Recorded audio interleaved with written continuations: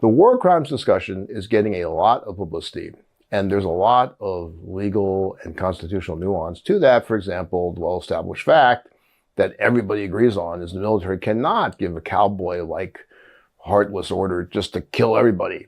That's the kind of image that Secretary Hegseth likes for himself. And it's alleged he did say something like that, kill them all. And if that is the case, that's clearly the illegal order. Now, if you do that during war, that would be a potential alleged war crime to be prosecuted and looked into. But here's the point I want to make. You can't have a war crime when there is no war.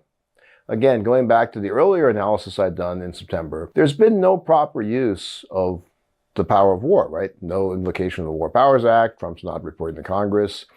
He's not even, he's trying to use the so-called AUMF doctrine, which is the one we've used to go after terrorists. But the problem is there's no state of war going on with Venezuela, although he's trying damn hard to make one. And there's no such thing as a, quote, narco-terrorist. That's a term Trump's kind of made up. It's a term of art that gets thrown around, but there's no recognized term of a narco-terrorist. In other words, there's no actual authorized military action that's happening.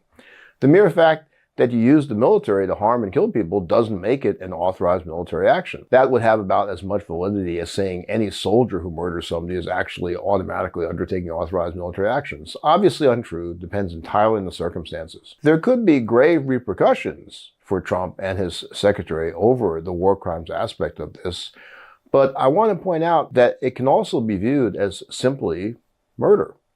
If we look at it from a murder analysis, that's typically a state crime, not prosecuted by the feds. But here, obviously, there's a strong federal hook. There could be a prosecution under federal law for murder, and those elements and types of scenarios are mostly laid out here at 18 U.S.C. 1111. There are other crimes that qualify as federal murders: killing a judge, federal officials, trying to obstruct justice, killing witnesses.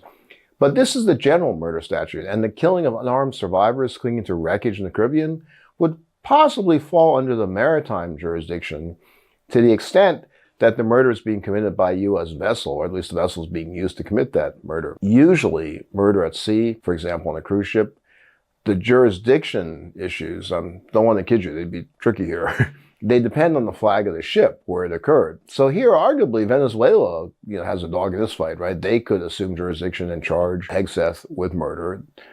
It's a Venezuelan ship, I think.